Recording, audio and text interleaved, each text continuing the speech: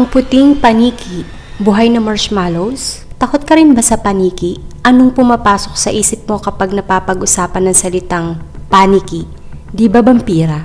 Kahit pa nakakatakot ang imahe nito dahil sa vampire films or literature, ang totoo, mas nakakatakot ang virus na maaari nitong maisalin sa tao at hindi dapat katakutan ng itsura nito.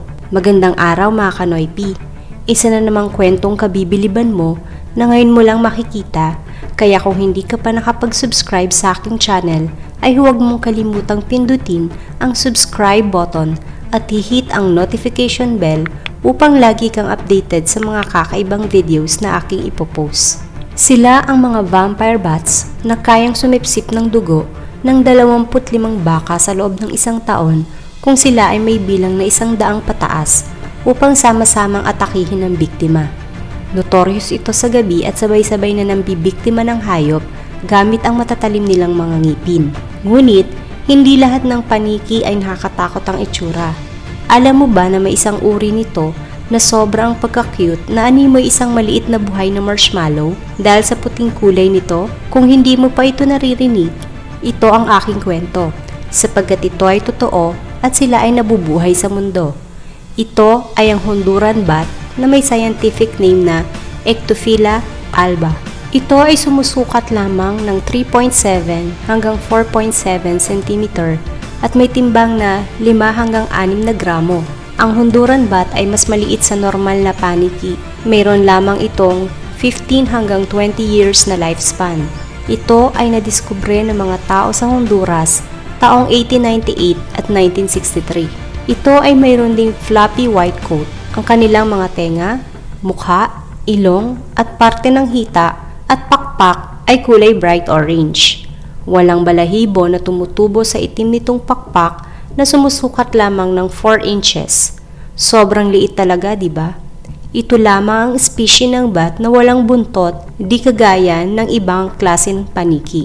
At ang triangular nitong ilong na halos ay lumalampas sa kanyang mukha ay kakaiba rin.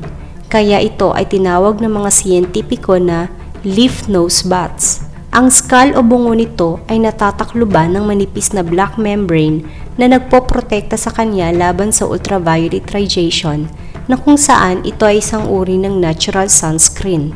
Kahit na super cute talaga sila at katulad ng hamster ay naisipan mo ring alagaan at gawing pet at pakainin ng figs, ay isang malaking imposible sapagkat naninirahan lamang ang mga ito sa kagubatan at maaari silang mamatay kung iaalis pa sila sa kanilang habitat. Ang Honduran white bats ay nabubuhay lamang sa mababang kagubatan ng Eastern Honduras, Northern Nicaragua, Eastern Costa Rica at Western Panama. Naninirahan ito kung saan may heliconian plants. Ang heliconia ay isang uri ng tropical flower na tinatawag ding lobster claw plant o mas kilala sa tawag na parrot flower dahil sa animoy kulay nito nakapareha ng balahibo ng parrot. Sa pamamagitan ng pagtanggal ng ugat ng heliconian leaves, pinipilit nitong i-collapse na parang V-shaped tents upang gawing tahanan at maaaring mag-occupy mula 1 hanggang 12 white bats. Sa araw ng kanilang pagtatalik ay mayroong isang lalaki at 6 na babaeng Honduran bats sa loob ng heliconian leaf ng bawat tent. Ang baby Honduran bat ay hindi maaaring isilang tuwing tag-ulan. Nagkukumpulan ito na parang itim na paniki na nakabaligtad sa gitna ng dahon.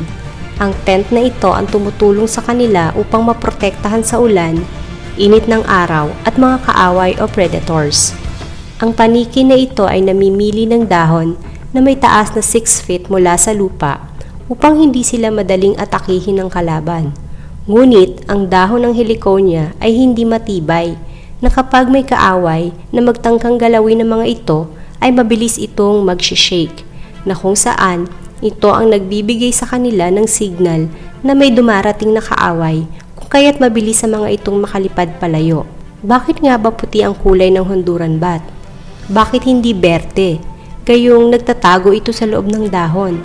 Ngunit kapag sumisikat ang araw at natatamaan nito ang dahon na kung saan nasa loob ang mga puting paniki, ay nagkukulay berde ang kanilang balat.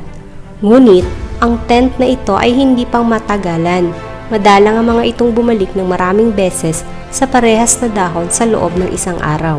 Sa umaga, ang mga paniking puti ay nananatili lamang sa kanilang tent. Ngunit, pagsapit ng gabi, nagtatrabaho ang mga ito upang maghanap ng kanilang pagkain. Kagaya rin sila ng itim na paniki. Ngunit, ang kaibahan ng mga ito ay kumakain lamang sila ng mga prutas at gulay o isa silang frugivorous at hindi sumisipsip ng dugo kagaya ng vampire bat kung kaya't wala kang dapat ikatakot. Ang mga Honduran bats ay naninirahan lamang sa mga heliconia leaves. Dahil sa nakakalbong kagubatan, ito ay isang seryosong problema. Upang hindi sila maubos, kinakailangan na i-revive ang kagubatan ng Central American lowlands at panatilihing may heliconia leaves. Ang ibang predators na kumakain din sa kanila ay ang ahas, opossums at ibang carnivorous animals.